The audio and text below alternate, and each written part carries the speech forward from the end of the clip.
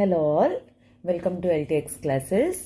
ఇప్పుడు మన LTX classes వాళ్ళు ఏపీఎస్సి గ్రూప్ 2 కోసం ఇంగ్లీష్ మీడియంలోని టెస్ట్ సిరీస్ అనేది ప్రొవైడ్ చేయడం అనేది జరుగుతుంది. సో ఈ యొక్క పర్టికులర్ టెస్ట్ సిరీస్ అనేది మీకు 50 సెక్షనల్ టెస్ట్ కవర్ చేస్తూ 20 గ్రాండ్ టెస్ట్, 4500 MCQs ఇవన్నీ కవర్ చేస్తూ మీకు టెస్ట్ సిరీస్ అనేది ప్రొవైడ్ చేస్తున్నారు. అది కూడా కేవలం 3000 రూపాయలది కాస్త 1000 రూపాయలకి తగ్గించడం అనేది చేశారనమాట. సో దాట్ ఎవరైతే ఎగ్జామ్ కోసం సీరియస్గా ప్రిపేర్ అవుతున్నారో, ఎవరైతే ఎక్కువ ఎఫర్ట్ చేయలేరో అలాంటి వాళ్ళకి కూడా ఎగ్జామ్ అనేది ఎఫోర్డబుల్గా ఉండాలి అని చెప్పేసి తగ్గించడం అనేది జరిగింది.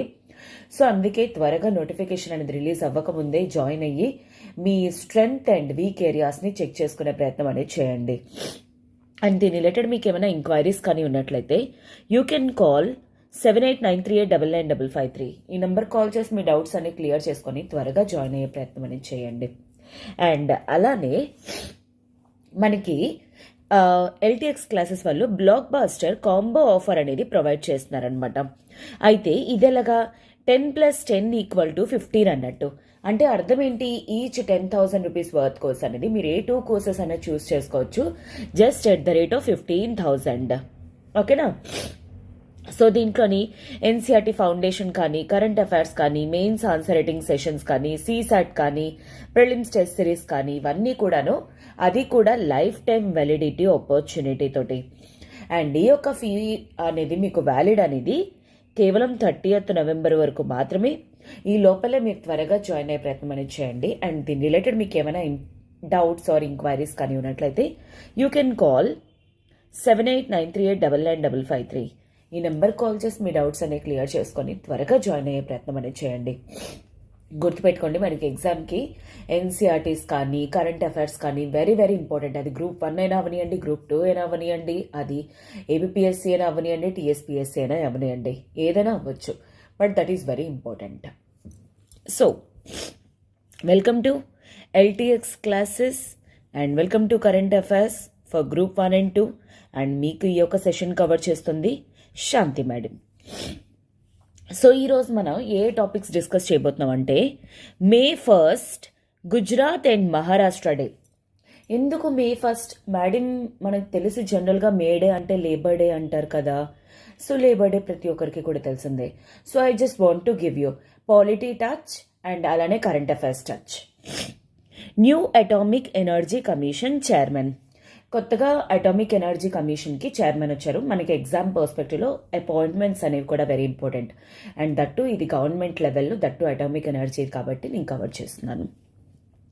India overtakes Saudi as Europe's top refinery supplier. So this is from IR perspective. Ding Liren and millets experience centre. Okay, so these are the 5 articles which we are going to cover today. First one వచ్చేసరికి నేను చెప్పినట్టు ఏంటి, May 1st. I'm not going to cover your labour day. So అది మీరు కొంచెం తెలుసుకోవడానికి try చేయండి. ఎందుకంటే లేబర్ డే గురించి ప్రతి ఒక్కరికి తెలిసిందే, నేను మళ్ళీ దాన్ని కవర్ చేయాలనుకోవట్లేదు అనమాట. ఎందుకంటే అదర్ ఇంపార్టెంట్ ఆర్టికల్స్ ఏమైనా మనం కవర్ చేసుకోవచ్చు అనే కాంటెక్స్ట్ తోటి. సో యాక్చువల్లీ మనకి 1947లో ఇండిపెండెన్స్ అనేది వచ్చింది.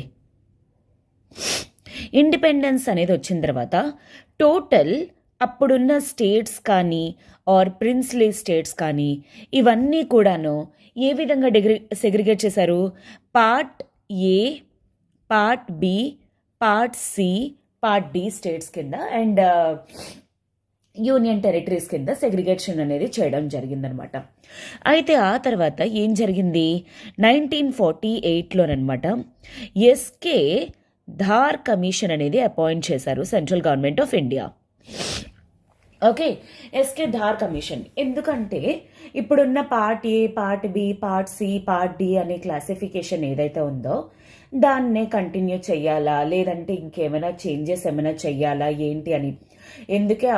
ఎందుకంటే అప్పటికే చాలా వరకు స్టేట్స్ నుండి ఏంటంటే డివిజన్ మీద కానీ సెగ్రిగేషన్ మీద కానీ చాలా వరకు కూడాను ఏంటి అంటే ఇష్యూస్ అనేవి స్టార్ట్ అవుతుంది అనమాట.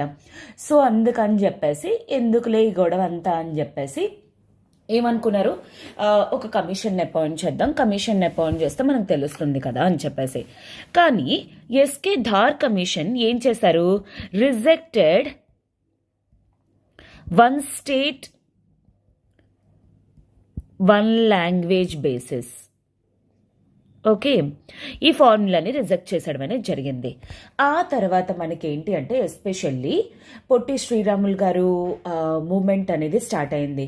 ఎందుకు, అప్పుడున్న తమిళనాడు, చెన్నై ఆర్ మెడ్రాస్ స్టేట్ నుండి తెలుగు స్పీకింగ్ పీపుల్ ఎవరైతే ఉన్నారో వాళ్ళని సెపరేట్ చేయాలి అని. సో ఫైనలీ పొట్టి శ్రీరాములు గారి తర్వాత ఏమైంది, 1953 తర్వాత ఆంధ్ర స్టేట్ అనేది సెపరేట్గా ఫామ్ చేయడం అనేది జరిగింది. కానీ దీనివల్ల ఇట్ ఓపెన్ ఏ పందోరా బాక్స్ అనమాట.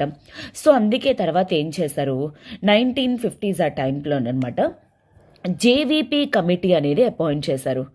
జేవీపీ కమిటీ, ఈ జేవీపీ కమిటీలో ఎవరెవరున్నారు, జవహర్లాల్ నెహ్రూ గారు, వల్లభాయ్ పటేల్ గారు, వల్లభాయ్ పటేల్ గారు అండ్ పట్టాభి సీతారామయ్య గారు.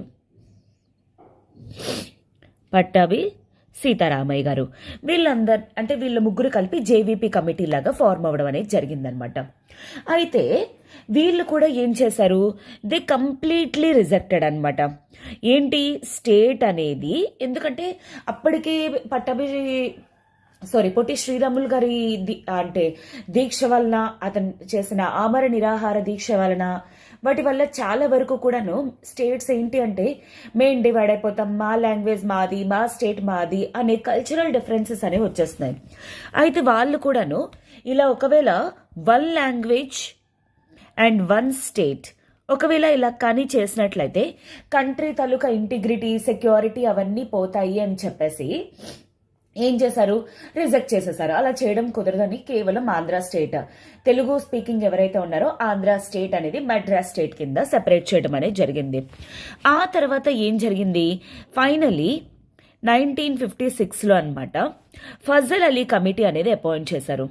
ఫజల్ అలీ కమిటీ, ఈ ఫజల్ అలీ కమిటీ ఏం చేశారంటే వాళ్ళు కూడా వన్ లాంగ్వేజ్ వన్ స్టేట్ అనే కాన్సెప్ట్ అనేది తీశారు. But what they have accepted states on the basis of language. Okay, so అప్పుడు క్రియేట్ అయింది ఆర్ ఫార్మ్ అయింది స్టేట్స్ రీఆర్గనైజేషన్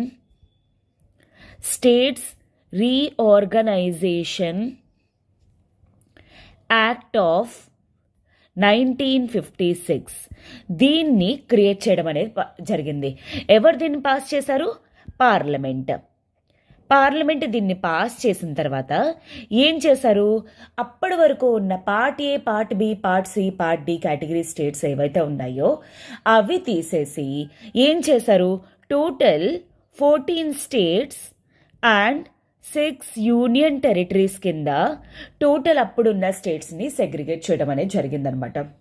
అయితే దాంట్లోని కర్ణాటకలోని కొన్ని ప్రావిన్సెస్, హైదరాబాద్ అప్పట్లో ఉన్న కొన్ని ప్రావిన్సెస్, ఇప్పుడున్న అవన్నీ కలిపి ఈవెన్ అలాగ వేరే వేరేగా ఉండేవన్నమాట. ఇప్పుడు మనకి ప్రజెంట్ చాలా స్టేట్స్ పెరిగిపోయి, అప్పుడు 14 స్టేట్స్ 6 యూనియన్ టెరిటరీస్ మాత్రమే ఉన్నాయి. సో ఆ తర్వాత ఏం జరిగింది, సో ఇది కంటిన్యూ అయ్యింది. ఇలాగా అప్పటి వరకు ఏంటైందంటే చాలా వరకు డికేడ్స్ నుండి కూడాను గుజరాతీ స్పీకింగ్ పీపుల్ ఇంకా Marathwada or Marathi speaking people వీళ్ళందరూ కూడాను వాళ్ళకి సెపరేట్ స్టేట్స్ కావాలి అని చెప్పేసి, ఎందుకంటే వాళ్ళ కల్చర్ వేరు, మా కల్చర్ వేరు, వాళ్ళ లాంగ్వేజ్ వేరు, మా లాంగ్వేజ్ వేరు, especially Gujarati and Marathi speaking people వాళ్ళనమాట.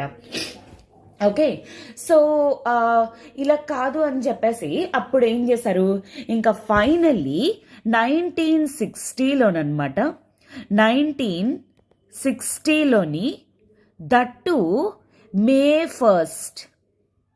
May first రోజు Bombay reorganisation act, Bombay reorganisation act అనేది 1960 అనేది పాస్ చేసి ఏం చేశారు? With this they have separated Maharashtra and Gujarat. So అందుకే ఈ యొక్క May 1st అనే పర్టిక్యులర్ డేని గుజరాత్ ఇంకా మహారాష్ట్ర తాలూకా డేస్ కింద సెలబ్రేట్ చేయడం అనేది చేసుకుంటారనమాట. ఎందుకంటే like for example like June 2nd 2014 okay, మనకి Telangana got separated from Andhra Pradesh, right? This Andhra Pradesh reorganisation act of 2014 అని చెప్పేసి ఆ యాక్ట్ అనేది పాస్ చేసి ఆంధ్ర తెలంగాణ సెగ్రిగేట్ అవ్వడం జరిగింది. సిమిలర్లీ May 1st డే నాడు మహారాష్ట్ర ఇంకా గుజరాత్ సెపరేట్ అవ్వడం అనేది జరిగింది. ఏ యాక్ట్ ద్వారా? Bombay reorganisation act of 1960 in the year 1960. ఏ రోజు? May 1st. So on this particular day ఈ రెండు స్టేట్స్ అనేవి కూడా సెపరేట్ అయ్యాయి. ఈ గుజరాత్లోని Gujarati dominant or speaking people and మహారాష్ట్రలోని Marathwada people or Marathi speaking people అనే వాళ్ళు డామినెంట్ ఉండి వాళ్ళ కల్చర్స్ని ఇంకా అప్పటి నుండి కూడా చేసుకోవడం అనేది జరిగింది. సో కొన్ని ప్రావిన్సెస్, బెంగళూరు తాలూకా కొన్ని ప్రావిన్సెస్, అప్పట్లో ఉన్న హైదరాబాద్ నుండి కొన్ని ప్రావిన్సెస్ అండ్ కొన్ని కచ్ ఏరియాస్ అవన్నీ కూడాను మహారాష్ట్ర అండ్ గుజరాత్కి అలా సెగ్రిగేట్ చేయడం అనేది జరిగింది. సో ఫైనల్లీ అలాగా సెపరేట్ అయిపోయింది 1960లోని విత్ దిస్ పర్టికులర్ యాక్ట్ అనమాట. సో అందుకే దీని రిలేటెడ్ మోస్ట్లీ మనకి ఏంటి అంటే క్వశ్చన్ స్ట్రైట్గా అడుగుతాడు అని మనం ఇప్పుడు కూడా ఎక్స్పెక్ట్ చేయలేం. అందుకే నేను ఇంత హోల్ ప్రొసీజర్ ఆర్ ఎట్సెట్రా అంతా కూడా మీకు కవర్ చేయడం అనేది జరిగింది. This is exactly very important అటు పాలిటీ పర్స్పెక్టివ్లో కానీ ఇటు కరెంట్ అఫైర్స్ పర్స్పెక్టివ్లో కానీ. ఓకేనా? So moving to the next article, that is Ajit Kumar Mohanty.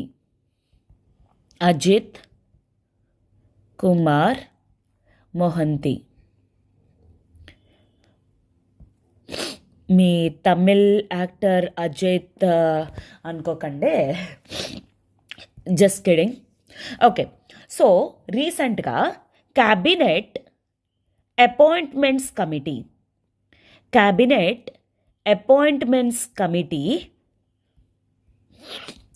Actually ఇదేంటి అంటే వేరియస్ సెంట్రల్ బాడీస్కి కానీ స్టాట్యుటరీ బాడీస్ కానీ వీటన్నిటికీ కూడాను ఈ యొక్క పర్టికులర్ క్యాబినెట్ అపాయింట్మెంట్స్ కమిటీ అనేది ఉంటుందన్నమాట. ఈ అపాయింట్మెంట్ కమిటీ ఏం చేస్తుంది? ఏ బాడీకి ఎవరిని అపాయింట్ చేయాలి, ఎలా అపాయింట్ చేయాలి, వాళ్ళ తాలూకా పర్టికులర్ డీటెయిల్స్ అవి స్టడీ చేయడం కానీ, వాళ్ళకి ఎక్స్పీరియన్స్ సరిపోతుందా లేదా ఎట్సెట్రా ఇలాంటివన్నీ కూడా చూస్తుంది ఈ యొక్క పర్టికులర్ కమిటీ. ఆ తర్వాత ఫైనల్లీ రిఫర్ చేసిన తర్వాత ప్రెసిడెంట్ అనే అతను, so president finally he will appoint them as అనమాట. అయితే రీసెంట్లీ ఈ present Bhabha atomic research centre, ఈ బార్క్ తాలూకా director candidate AK Mohanty garu అనమాట. బార్క్ డైరెక్టర్ని ఏం చేశారు? Appointed as, now he is appointed as దీని atomic energy commission. Okay, so ఈ అటామిక్ ఎనర్జీ కమిషన్ చైర్మన్ కింద అండ్ సెక్రటరీ కింద అపాయింట్ చేయడం అనేది జరిగింది. సో ఇంతకు ముందు ఇతను ఎవరిని రిప్లేస్ చేశారు? కేఎన్ వ్యాస్ ఓల్డ్ చైర్మన్ అనమాట, atomic energy commission. Okay, this is Bhabha atomic research centre. So ఒకటి చెప్తాను, ఈ పాయింట్స్లో గుర్తుపెట్టుకోండి. Either BARC or atomic energy commission, ఈ రెండు కూడా under department of atomic energy. అయితే ఈ డిపార్ట్మెంట్ ఆఫ్ అటామిక్ ఎనర్జీ ఏదైతే ఉందో అది ఏ మినిస్ట్రీ కంట్రోల్లో ఉండదు. డైరెక్ట్గా వీళ్ళు they report to PM's office, prime minister ఆఫీస్కి డైరెక్ట్గా వీళ్ళు రిపోర్ట్ చేయడం అనేది చేస్తారు. బాబా అటామిక్ రీసెర్చ్ సెంటర్ కానీ or otherwise this atomic energy commission కానీ. ఓకేనా. సో నౌ ఈ ఏకే మొహంతి గారు ఎవరిని రిప్లేస్ చేశారు? కేఎన్ వ్యాస్. ఎందుకంటే క్వశ్చన్ అట్లైనా మనకు అడిగే స్కోప్ అనేది ఉండింది, అంటే ఎలా అడుగుతారో మనకు తెలియదు. లేదా ప్రీవియస్ బార్క్ చైర్మన్ ఎవరు, ఎందుకంటే ప్రీవియస్ బార్క్ చైర్మన్ ఇప్పుడు అటామిక్ ఎనర్జీ కమిషన్ తాలూకా చైర్మన్, అది గుర్తుపెట్టుకోవడానికి ట్రై చేయండి. అందుకే నేను అక్కడ అంత క్లియర్గా మీకు మెన్షన్ చేయడం అనేది జరిగిందనమాట. ఓకేనా. సో ఇతను he will work till his 66 years age or otherwise 10th October 2025 వరకు వర్క్ చేస్తారు. టిల్ వాట్ ఎవర్ ఆర్ వచ్చినంత వరకు అనమాట. అయితే ఇప్పుడు ఇక నుండి లైక్ అటామిక్ ఎనర్జీ ప్రోగ్రామ్స్ అవి కండక్ట్ చేయడం కానీ ఎట్సెట్రా అదంతా కూడా ఎవరి చేతుల్లో ఉంటుంది? ఏకే మొహంతి గారి చేతుల్లో ఉంటుందన్నమాట. అండ్ అపార్ట్ ఫ్రమ్ దాట్ మనం ఇంకొకటి తెలుసుకోవాల్సింది ఏంటి అంటే ఈ బార్క్ గురించి కూడా తెలుసుకోవడం అనేది వెరీ ఇంపార్టెంట్. బార్క్, ఓకే, ఈ బాబా అటామిక్ రీసెర్చ్ సెంటర్ అనేది ఇండియా తాలూకా న్యూక్లియర్ రీసెర్చ్ ఫెసిలిటీ సెంటర్ అనమాట. ఇది ఎక్కడ లొకేట్ అయ్యి ఉంది? బొంబేలోని ట్రోంబే ఏరియాలోనమాట ఎస్పెషల్లీ. అండ్ ఇది ఎప్పుడు దీన్ని స్టార్ట్ చేశారు? 1954లోనమాట. ఎవరు? బై డాక్టర్ హోమీ జహంగీర్ బాబా గారు. అండ్ ఇన్ఫ్యాక్ట్ మీకు ఈ పర్టికులర్ థింగ్స్ గురించి ఎగ్జాక్ట్గా మీకు ఒకవేళ తెలియాలి అంటే I'm just suggesting you this series అనమాట. రాకెట్ బాయ్స్ అటు మన ఇస్రో కానీ ఇటు బార్క్ కానీ ఏ టైంలో డెవలప్ అయ్యాయి, అటు Satish Dhawan space research centre, so అతను ఎలా కష్టపడ్డారు, హోమీ జహంగీర్ బాబా గారు మన అటామిక్ అంటే మన కంట్రీ తాలూకు అటామిక్ సెక్యూరిటీకి కానీ ఎనర్జీ సెక్యూరిటీ కోసం ఎట్సెట్రా దీనికోసం ఇతను ఎంత కష్టపడ్డారు, ఏం చేశారు, ఎటువంటి రీసెర్చెస్ అనేవి క్యారీ అవుట్ చేశారు, ఇదంతా కూడా రాకెట్ బాయ్స్లో చాలా క్లియర్గా మెన్షన్ చేసి ఉంటుంది. సో 1954లోని హోమీ జహంగీర్ బాబా గారు దీన్ని స్టార్ట్ చేయడం అనేది జరిగిందనమాట. రినౌండ్ ఫిజిసిస్ట్ అండ్ ఆల్సో ఈ ఇన్స్టిట్యూట్ స్టార్ట్ అవ్వడానికి గల మెయిన్ క్యాండిడేట్ కూడా దిస్ హోమీ జహాంగీర్ బాబా గారు అనమాట. సో దీంట్లోని మనకి ప్రెసెంట్ ఉన్న న్యూక్లియర్ టెక్నాలజీస్ ఉన్నాయి కదా, like for example like this మనకి ఈ న్యూక్లియర్ ఎనర్జీ ప్రొడక్షన్ సెంటర్స్ అనేవి ఉన్నాయి కదా. సో ఇదర్ మనకి ఈ రేడియేషన్ టెక్నాలజీస్ అవి చేయటం కానీ ఆర్ అదర్వైజ్ ఈ ఫిజిక్స్లో రీసెర్చెస్ అవి చేయాలన్నా సరే, రియాక్టర్స్ కానీ ధృవ రియాక్టర్ ఎట్సెట్రా ఇలాంటివన్నీ కూడా ఇక్కడే డెవలప్ చేయడం అనేది జరిగిందనమాట. సో అండ్ గుర్తుపెట్టుకోండి, BARC is also under the control of department of atomic energy and also atomic energy commission. ఈ రెండు కూడా డైరెక్ట్గా పిఎం ఆఫీస్కి రిఫర్ చేయడం అనేది జరుగుతుందన్నమాట. ఓకేనా. So which is that very important. Next వచ్చేసరికి ఇండియా అనమాట. ఇండియా అండ్ యూరప్ రిలేషన్స్ అని చెప్పేసి అనుకోవచ్చు. అయితే రీసెంట్లీ కేపీఎల్ఈఆర్ డేటా అనేది రిలీజ్ చేయడం అనేది జరిగింది. ఏ డేటా? యూరప్ తాలూకా టాప్ ఏమంటారు refinery supplier, top refinery supplier. Madam refinery supplier అంటే అర్థం ఏంటి? ఈరోజు మనం పెట్రోల్ కానీ డీజిల్ కానీ అవి యూజ్ చేస్తున్నాం మన బళ్ళల్లోని కార్లోని గట్టాను. అవన్నీ కూడా మనం డైరెక్ట్గా తవ్వేస్తే వచ్చేస్తాయా ఏంటి? అవి రావు కదా. ఫస్ట్ అవి క్రూడ్ ఫామ్లో మనకు దొరుకుతాయి, అంటే రా ఫామ్లోని. ఇప్పుడు కూరలు ఎలా అయితే మనకు ఉంటాయో వాటిని వండుకొని ఎలా తింటామో అలానే క్రూడ్ మనకి పెట్రోల్ అనేది దొరుకుతుంది. సో దాన్ని రిఫైన్ చేసిన తర్వాత ప్రెసెంట్ మనం వెహికల్స్లో ఏవైతే యూజ్ చేస్తున్నామో ఆ పెట్రోల్ డీజిల్ అనేవి మనం యూజ్ చేస్తున్నాం అనమాట ఫర్ రన్నింగ్ అవర్ వెహికల్స్. ఓకేనా. సో అయితే K P L E R or Kpler whatever వాళ్ళు డేటా రిలీజ్ చేశారు. అంటే టోటల్గా యూరప్ మొత్తం, Europe is a part of, మీకు అందరికీ కూడా తెలిసిందే ఐ గెస్, యూరప్లోని like Britain, France, Spain, Germany, they all are part of Europe. It is a big body అనమాట. సో యూరప్ తాలూకా టాప్ రిఫైనరీ సప్లయర్ ఇంతకు ముందు వరకు వచ్చేసరికి ఏంటి అంటే ఇండియా రీప్లేస్డ్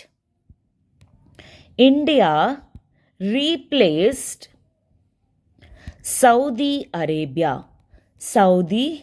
అరేబియా. సో ఇంతకు ముందు వరకు సౌదీ టాప్ సప్లయర్ కింద యూరప్కి ఉండేది. రిఫైనరీ సప్లయర్ అదేంటి అంటే మీకు డౌట్ వచ్చి ఉండొచ్చు, లైక్ మేడం మనమే ఆయిల్ ఇంపోర్ట్ చేసుకుంటున్నాం కదా. సో నేను అందుకే చెప్తున్నాను, here the point is refinery supplier. Refinery అంటే అర్థం ఏంటి? Final usage of petrol are diesel ఏవైతే ఉన్నాయో వాటిల్ని రిఫైనరీ ప్రోడక్ట్స్ అని చెప్పేసి అంటాము. ఇండియా ఏదైతే మనం ఇంపోర్ట్ చేసుకుంటున్నామో that is a crude form. Present as of now India తాలూకా హైయెస్ట్ క్రూడ్ సప్లయర్స్ వచ్చేసరికి, హైయెస్ట్ క్రూడ్ సప్లయర్స్ ఇండియాకి వచ్చేసరికి టాప్ వచ్చేసరికి రష్యా. ఓకే, ఎస్పెషల్లీ ఫిబ్రవరిలో 44% మన తాలూకా ఇంపోర్ట్స్ అనేవి, ఈ క్రూడ్ ఇంపోర్ట్స్ అనేవి రష్యా నుండి చేసుకుంటున్నాం. ఆ తర్వాత వచ్చేసరికి మనకి రష్యాతో పాటు ఇంకా సౌదీ, ఇంకా Iraq the are the 3 crude suppliers to India అనమాట. అయితే ఎస్పెషల్లీ మనకి ఈ లాస్ట్ ఇయర్ అంతా కూడా రష్యా యుక్రెయిన్ వార్ క్రైసిస్ అనేది జరిగింది. ఈ క్రైసిస్ తర్వాత ఎస్పెషల్లీ చాలా వరకు కూడా యూరప్ కానీ చాలా వరకు కూడా అందరూ ఈ రష్యా తాలూకా ఇష్యూ మీద వాళ్ళు అంటే రెస్ట్రిక్షన్స్ అనేవి పెట్టారనమాట. సో అందుకోసమే రష్యా ఏం చేసింది, చాలా చీప్ ప్రైసెస్లో అనమాట, ఆఫర్ ప్రైసెస్లోని ఈ క్రూడ్ అనేది సప్లై చేయడం స్టార్ట్ చేసింది. So crude almost 60 rupees per barrel ఇండియాకి సప్లై చేయడం అనేది జరిగింది. సో ఆ పర్టికులర్ టైంలో ఇండియాకి మనకి ఎనర్జీ సెక్యూరిటీ అనేది వెరీ ఇంపార్టెంట్ కాబట్టి వాట్ ఎవర్ ద రీజన్స్ అని చెప్పేసి we have imported from Russia lot. So ఆ టైంలోని హైయెస్ట్ ఆల్మోస్ట్ 44 to 46% వరకు కూడా మన టోటల్ అంటే half of the crude imports అనేవి మనం ఎక్కడి నుండి చేసుకుందాం, రష్యా నుండి చేసుకోవడం అనేది జరిగింది. ఆ తర్వాత remaining Saudi and Iraq second and third positions అనమాట. ప్రెసెంట్ యూరప్ తాలూకా రిఫైనరీ ప్రొడక్ట్స్కి వచ్చేసరికి ఇండియా ఫస్ట్, తర్వాత సౌదీ అరేబియా అనమాట. ఎందుకు? ఇండియాకి చాలా చీప్గా రష్యా నుండి రావడం వల్ల మనం చాలా తక్కువ ప్రైసెస్కి రిఫైనరీ ప్రొడక్ట్స్ అనేవి చేస్తున్నాం కాబట్టి సో ఫైనల్లీ మనం ఈ యూరప్కి ఎక్స్పోర్ట్ చేసుకోవడం అనేది జరిగింది. బట్ యాజ్ ఆఫ్ అంటే సౌదీకి రష్యాకి ఉన్న ఇష్యూస్ వల్ల యాక్చువల్లీ చాలా వరకు కూడా సౌదీ అనేది రీచ్ అవ్వలేకపోయింది ప్రైసెస్ తోటి యూరప్కి. బట్ ఇండియా మనకి చాలా తక్కువకి రావడం వల్ల మనం ప్రొవైడ్ చేయడం అనేది జరిగిందనమాట. So this is like A data అనమాట, KPLRE data which unit to remember. అయితే మనకి ఈ క్వశ్చన్ ఇలాగైనా ఎక్స్పెక్ట్ చేయొచ్చు, ఇండియా తాలూకా టాప్ 3 లార్జెస్ట్ సప్లయర్స్ ఎవరు ఆర్ ఇంపోర్టర్స్ ఎవరు, యూరప్ని ఇప్పుడు ఎవరెవరు రీప్లేస్ చేశారు, సౌదీ ఎవరిని రీప్లేస్ చేసింది, ఇండియా ఎవరిని రిప్లేస్ చేసింది, ఇలాంటి టైప్ ఆఫ్ బేసిక్ క్వశ్చన్స్ అనేవి you can expect. Okay, so మీకు అందరికీ కూడా నేను బేసిక్స్ గురించి చెప్పాల్సిన అవసరం లేదనుకుంటా, క్రూడ్ అంటే ఏంటి ఎట్సెట్రా బికాజ్ యాజ్ మీరందరూ కూడా ప్రిపేరింగ్ డైరెక్ట్లీ దిస్ ఎగ్జామ్కి కాబట్టి. నెక్స్ట్ వచ్చేసరికి డింగ్ లైరెన్. మేడం పేరేంటి మేడం? యాక్చువల్లీ మీరు ఎలా ప్రొనౌన్స్ చేస్తారో చేసుకోండి. యాక్చువల్లీ డింగ్ లైరన్ అంటారా, డింగ్ లీరన్ అంటారా, ఇది ప్రాపర్ నౌన్ కాబట్టి I'm really sorry for this pronunciation అనమాట. ఇతను చెస్ రిలేటెడ్ ఛాంపియన్. అయితే ఇప్పటి వరకు కూడా ఎవరు? ఈ నార్వే తాలూకా candidate Magnus Carlsen world chess championship అనేది అతని దగ్గర ఉండడం జరిగింది. కానీ ఈ 2023లోని ఈ Ding Liren actually 17th world chess champion కింద అవ్వడం అనేది జరిగిందనమాట. అయితే ఇంపార్టెంట్ ఏంటి అంటే వరల్డ్లోని 17th చెస్ ఛాంపియన్ అయినా సరే he is first chess champion from China. That is what very important. అంటే గుర్తుపెట్టుకోండి, ఇప్పటికొచ్చి 16 ప్లేయర్స్లో కల్లా 16 చెస్ ఛాంపియన్స్లో ఒక్కసారి కూడా చైనా నుండి క్యాండిడేట్ అనేవారు లేరు. So this is for the first time Ding Liren candidate actually China నుండి రిప్రజెంట్ చేసి చెస్ ఛాంపియన్షిప్ అనేది వరల్డ్ లెవెల్లో తీసుకోవడం అనేది జరిగింది. And he is the now 17th world chess champion అనమాట. ఓకేనా? సో కంటిన్యూస్ లాస్ట్ 2 times కూడాను మ్యాగ్నస్ కార్ల్సన్ దగ్గరే పొజిషన్ ఉండింది. ఆ తర్వాత ఇప్పుడు రిప్లేస్ చేసిన candidate Ding Liren. And Ding Liren is from China తాలూకా ఫస్ట్ చెస్ ఛాంపియన్స్. అందుకే నేను ఈ ఆర్టికల్ అనేది చూస్ చేసుకోవడం అనేది జరిగింది. అండ్ ఇంకొకటి ఏంటి అంటే ఇతనికి కంప్యూటర్ ఎవరు అంటే ఈ డింగ్ లారెన్ తాలూకా కంప్యూటర్ అంటే ఎవరిని ఓడించిన తర్వాత వచ్చింది.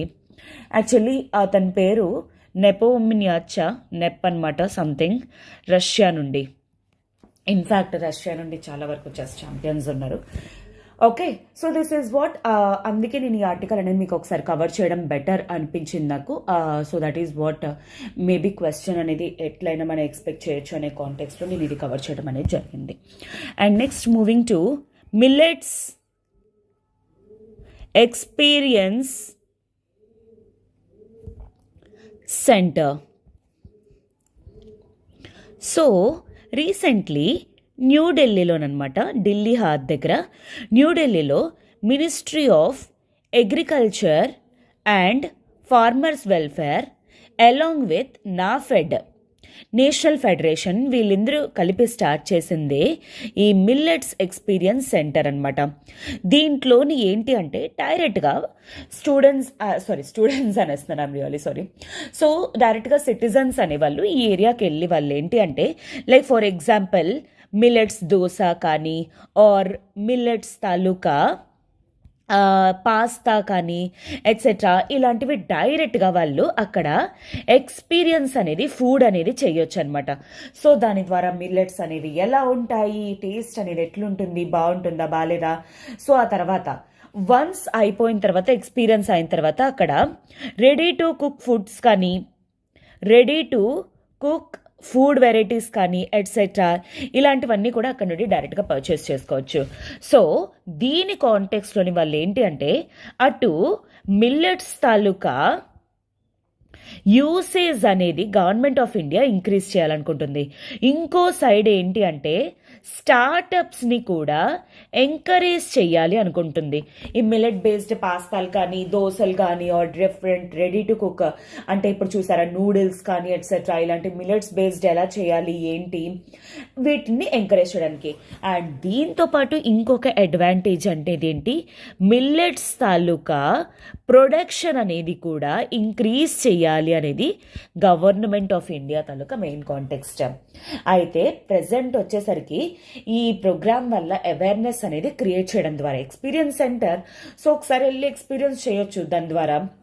అందుకే మినిస్ట్రీ లెవెల్లో ఆర్గనైజేషన్ అవేర్నెస్ ప్రోగ్రామ్స్ అనేవి చేస్తున్నారు. సో దీని ద్వారా వన్స్ ఎక్స్పీరియన్స్ చేసిన తర్వాత నచ్చి తినేసిన తర్వాత వాళ్ళకి అర్థమవుతుంది what to eat what not to eat అనేది. అండ్ దీని ద్వారా ఎప్పుడైతే సప్లై అనేది ఇంక్రీజ్ అవుతుందో డిమాండ్ క్రియేట్ అవుతుంది. అండ్ మిల్లెట్స్ అనేవి డ్రాట్ రెసిస్టెంట్ క్రాప్స్ కాబట్టి వాటర్ అనేది లేకపోయినా సరే ప్రాపర్గా పండే స్కోప్ ఉంటుంది. అండ్ నైట్రోజన్ ఫిక్సింగ్ కాబట్టి next time rice or wheat ఇలాంటివి వాటర్ రిచ్ అంటే వాటర్ ఏవైతే ఎక్కువ కావాలో వాటర్ ఇంటెన్స్ క్రాప్స్ ఏవైతే ఉంటాయో అవి వేసుకోవడానికి హెల్ప్ అవుతుంది ఫార్మర్స్కి. అండ్ మిల్లెట్స్ని ఈ విధంగా ఎంకరేజ్ చేయాలి అని చెప్పేసి అనుకుంటుంది. యాజ్ ఆఫ్ నౌ మనకేంటి అంటే ఈ ఫినాన్షియల్ ఇయర్ 2023 ఏదైతే ఉందో ఫిస్కల్ ఇయర్ అని కూడా అనుకోవచ్చు, like international year of millets కింద సెలబ్రేట్ చేయడం అనేది జరుగుతుంది. This has been proposed by ఎవరు, ఇండియానే ప్రపోజ్ చేయడం అనేది జరిగింది టు యుఎన్కి. Okay, so this is what today's articles are. I hope this is very much clear. And దీని basis we shall see one question. ఇప్పుడు we shall see the question of the day. I hope everything is clear. Okay, so what ఏ question ఇవ్వాలి?